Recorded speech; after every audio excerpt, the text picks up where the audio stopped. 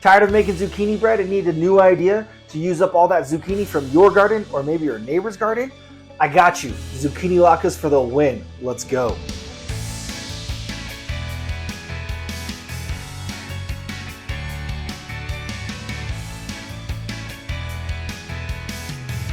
What's up, everybody? Welcome to Chronicles of Chef. I'm Scott Hamilton, and today we are going to make some delicious zucchini latkes. I love these. Latkes in general, with potatoes, zucchini, doesn't really matter. They're so good. They're super simple, easy to make, a great way to use up all that zucchini that's growing in the gardens all over the place. They grow so well, especially out here in Utah.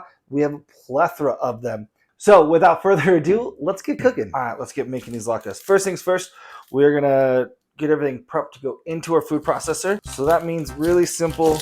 We're cutting the ends off of our onion, cut it in half and then in quarters. And then we're just gonna peel the skin so that it's easy to get into the food processor. We're just gonna grate all of these ingredients. When it comes to our peppers, we are gonna de-seed them. So I'm gonna cut the top off. Then I'm gonna go ahead and cut them in half, and then just real simply I'm just gonna peel out the veins, the ribs, where it usually gets a little bitter, but that will grate just fine. And then we're gonna get all these seeds, and these are mild hatch chilies, so I'm not like super stressed about the heat, so I'm also not stressed with my fingers or anything like that. The seeds, I just don't want that texture. We are doubling kind of everything here, so we are gonna go ahead and look at all those seeds. Just a little tap, tap, tap, tap-a-roo. Zucchini, you can do two options. You can cut them, and then you can just, if it fits in your food processor, it fits your whatever you're gonna do to shred them. Some people will take these seeds out, and because of how big this guy is, I am going to. A good trick to take out the seeds of your cucumbers or zucchinis, things like that. Just like if you think about it, it's just like a pumpkin. When you're doing jack-o'-lanterns, I'm just gonna take a spoon, just run it right down that cavity, and it'll pull the seeds out for you. And the nice thing is, like, your spoon's sharp enough, it'll be just fine. If it's getting in too tough, that means you're missed the seeds. But boom, there it is. And then we'll go ahead and give that a slice. Again, just to make things a little easier. But we're gonna go take these seeds out. Main reason why you wanna take seeds out of your zucchini is there's so much moisture in around those seeds. Where it's mainly fleshy here, there's less moisture. There's still a lot of moisture, and we're gonna need to strain it and press it to get it nice and dry so that we don't have soggy latkes. Take that out, your salads, all those things will be way less likely to be all soggy. And then go ahead and give that a good slice. You don't have to peel these. You can, but why add the extra step? All right, let's get the food processor out and let's get shredding this. All right, so I got my food processor out. I have my shredding attachment on here. All right, nice and simple.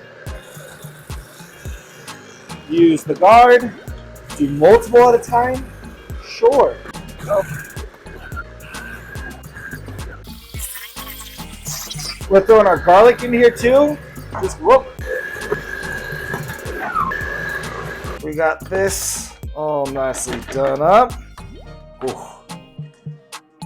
There's gonna be a couple things up here on top that didn't quite get down to shredded size, and that's okay. Go, but look at all of that deliciousness. Okay, the straining of this. So you want to make sure that you have a really, really good dried out zucchini. Otherwise, and if you do potatoes, you do carrots, you do beets, you can do all sorts of veggies to make a latke like this. You can mix those veggies. Biggest thing though is you want to make sure that after you've shredded them, you give them a good press and get as much of that moisture out of them, because otherwise you're gonna have a really, really soggy latke, and it's not gonna be good. It's not gonna hold very well. The texture is gonna be not very good. So we gotta make sure that we press it. We get ourselves a bowl. We have some cheesecloth. If you don't have cheesecloth, that's okay. A regular kitchen towel will get the job done if necessary. You can also use a fine mesh strainer and put weights on top of it. There's all sorts of ways to do it. But the biggest key is making sure that you get all this moisture out. Go ahead and just, there we go. Let's get all of this deliciousness. Oh, it is smelling so fresh and good. I'm loving this, like, just a little bit more simple. You can do all sorts of flavors to this. You can have it be spicier. You can do just onion and garlic. You can add herbs. You can do barbecue seasonings. You can really play with however you want to go with it. You can do all sorts of fun things. To help draw that moisture out, we're gonna hit it with some salt. I'm gonna give it a nice mix. Just kind of let that salt get everywhere. And one more big pinch, heavy pinch of salt. And remember that you did that salt. So when you're adding it, even though it's gonna help pull moisture out, you don't want to get it too salty. Now we got that, we're gonna go ahead and wrap up our deliciousness in this cheesecloth. There we go. And we're just gonna spin it. We're gonna press all of this liquid out. Look at all that. It is so much liquid in here. I'm sure there'd be a really cool like juice or reduction or something that we can make with this. Today I'm not gonna figure that out. But just the size comparison of what we dumped in here to what it is now is wild because of all that liquid that's in there. Now, there's two things you can do. You can either let this sit and let it press more out, or we're gonna do what I'm about to do. Look how much liquid is in here. It is a couple of cups, I'd say. That's a whole lot, but we're gonna go ahead and get rid of that. We'll push this in and kind of give it a good press. And see that we've gotten the majority. Oh my goodness. Maybe not. Look at all that. Man, I think this is what they talk about when they're like, make sure you eat your hydration. These vegetables, man, they're packed with all sorts of water. Liquid. Holy, there's a whole bunch more. All right. Take that. So we're gonna go ahead and take this. We're gonna unravel this guy, empty it out just like that. There we go. And we're gonna kind of spread it out, let it kind of air dry 5-10 minutes.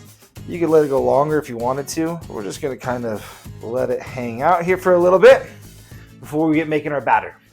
Now that we've let this dry out a little bit, we can start to make our batter. This is where a lot of recipes are gonna vary, and it all just kind of depends on what you're doing. From what I've read and seen, a more traditional latke is going to use matzah or breadcrumbs rather than flour. Today we're using flour, but you can use matzah, you can use breadcrumbs, potato starch, gluten-free flour. I've seen coconut flour. I've seen all sorts of variations. You just need something to give it a little bit of body. And obviously, like the more glutinous, the easier it is to have it all stay together. And make a giant mess real quick. Holy cow. Don't want to let any of this go to waste.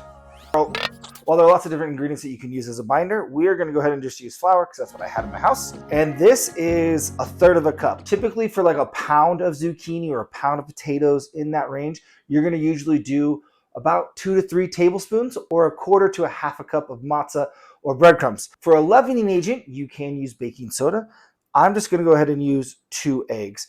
Typically for a pound, you're going to do 1, but again, I started with 2 pounds of zucchini. So we're going to start with 2 eggs here. There it is. And we're just going to mix that all together. Really, really simple. Go. It shouldn't be a very wet kind of dough. We're not looking for like a batter where it's like a pancake batter or a waffle batter. It's going to be similar to kind of like a dough. There we go. We're going to hit it with just a little bit of salt. Look at that. Beautiful. I want to make some bigger latkes because it's fun. So I'm going to use an ice cream scooper. It helps keep things simple and easy. I'm going to scoop them out so that we have portions, and then I will flatten them out as needed. This is a big ice cream scoop. I wasn't expecting it to be this big, but that's okay. It's perfect. We have 2 that we're going to air fry and 2 that we'll pan fry, just so we can get a good comparison. Now, the other thing I'm going to do is I'm going to go ahead and take this and I'm going to flatten these out just a little bit. Think like crab cake-esque, right? So you want a good little 1/2 inch or so into it. And drop that right there. Grab this guy. Nice little patty situation. There we go. There we go. Whoop. Bring this guy over. Whoop. We're gonna go ahead and flatten this one out. Give myself a nice little somewhat round shape. Let's see, this guy. Okay. Now, something that I like to do before I fry, air fry, any of those kinds of things is once I have my whatever I'm going to do a little shaped or coated or anything like that, I like to pop them into the fridge or the freezer. Fridge, if we can do it for about a half hour, that's really, really nice. If you do it in the freezer, 10 to 15 minutes. But that's just gonna help kind of set everything in here before it hits that hot oil. And I feel like it just fries and cooks a little bit better. We're gonna get these in the fridge / freezer. We'll see where I have room. And then we'll get the stove set up, get pan frying, get air frying, and then eat some delicious zucchini latkes. Let's go. All right, the air fryer did just ding, so it is up to temperature. We're gonna do 425 for, I don't know, about 15 minutes. See how it goes. We're gonna go ahead and do our little cheat code here and just a nice little coating of oil just to kind of help things out, you know? There's no shame. Flip. Oh yeah, give it a little flip. Oh, see, it's just cold and it's holding together. All right, so get those guys in. It's cooking.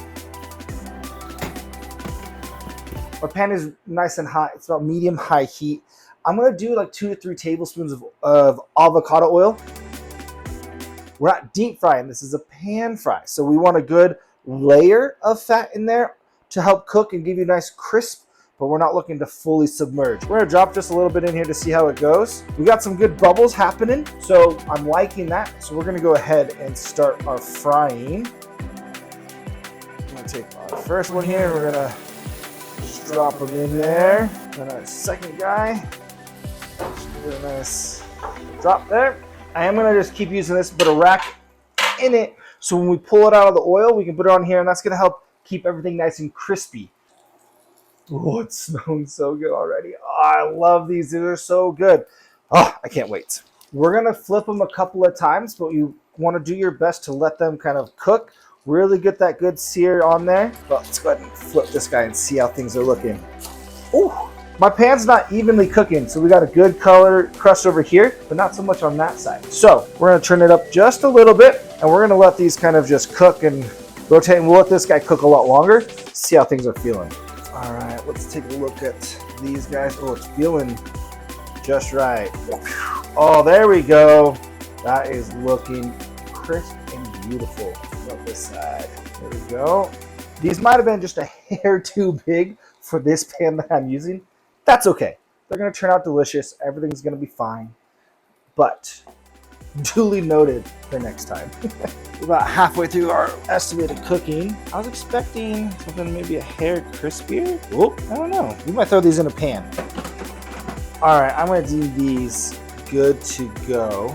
Oh yeah, look at that, beautiful. So we're gonna go ahead and drop these right here, and then this guy, drop right there. Oh, look how beautiful these are looking. We're gonna hit them with a little bit of salt as they're just hanging out, and then we're gonna let these cool down. I'm not liking the way that those air fried ones look. They're not getting golden brown, they're not getting crispy. We're halfway through the cooking, and I feel like that exterior should be, no. We're gonna be patient, and we will wait. Hot. Even though we're gonna be patient and wait for our air fried, doesn't mean we can't do a little taste test. Absolutely burn the living crap out of our mouths. It'll be worth it. Oh my gosh. The pepper and the onion that's in there, the zucchini is beautiful. It tastes fresh and lively. Oh man. The inside is light and fluffy. Oh, that is good. I thought about roasting the hot chili before I put it in. I think the roasting and steaming and everything in this just released all this just like aromatic deliciousness of hatch chili into the rest of it.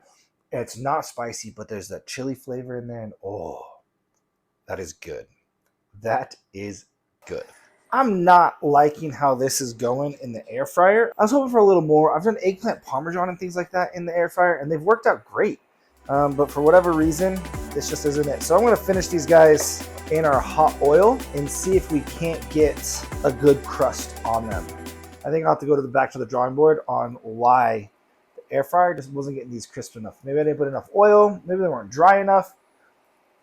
Flavor-wise, it's tasting good though. Oh, look at that. That's what we're looking for. All right, we're gonna call these good. They're already cooked all the way through. I don't want to risk burning them, trying to get like a good crispy edge. Well, that's looking pretty good. That's all right. Hit it with a little salt. So it just came out of that oil, and let's get eating. All right, we got our air fried and our pan fried here. I don't know if I can really call this fully air fried since it's kind of like a reverse seared it situation. We'll see what it's like and we'll still give an opinion on what's better. The beautiful thing about latkes is that they can go with all sorts of things. You can eat them plain. They go with all sorts of toppings, applesauce, sour cream, or more of your classics. Thinking about it and I'm like, you know what would be delicious? How about my stone fruit bruschetta topping that I made the other day? Oh man, here's the video for this. It's delicious, and I think it's gonna be killer on this. I've done eggs Benedict on this instead of the bread. You use these instead. Oh, I've done all sorts of delicious things, and it is phenomenal. But let's give this air fry one a try since I've already digged in on the pan fried one while we're waiting. Texturally, it's a little bit different. It's a little bit more bready. I think it's just because of the way that it cooks in the heat swirling versus direct heat on the pan. But that's really good. The texture's a little different. I think bready's the right way to say it, but like I don't think that there's a wrong answer. I think if I'm doing big batches, I would air fry. I also think that like you could air fry, throw these in the freezer, then pull them out, and then pan sear them to like finish cooking them, and they would be phenomenal. But let's see here, more traditional sour cream. It's such a classic. It is so good. It goes together so great. Let's try this bruschetta situation on it because I think that this is going to be absolute money. That is so good. It's like the perfect vessel for all the deliciousness that is happening in here. Drop it on top. All the textures go together so well. I think I've come to a conclusion. I think that your pan fried is perfect and the best way to cook these, eating them day of. So good. I think I have a good theory, and therefore I'm going to proactively apply it to it. I think if you air fry or bake them in the oven, and then you can freeze them, you can hold them, and then you throw them in a pan, you sear them off, you get a good crust. I think it's a great way to do a good big batch and then hold them for a while and pre-make them for parties or do whatever, and then you can fry them up the day of or whatever. But I mean, when these cool down, they get a little flimsy, a little floppy, but that crunch sticks around for a good little while. But I mean, oh, that is delicious. I mean, yes, please. Makes me so happy. I think this should be a staple for people trying to use up their zucchini. Let me know down in the comments how you like to use up your zucchini or your neighbor's zucchini when it's the end of the season and there's just so much of it to go around. What are your go-to recipes? I'd love to know. Thank you so much for watching. Like, subscribe, do all those fun things, and we'll see you next time.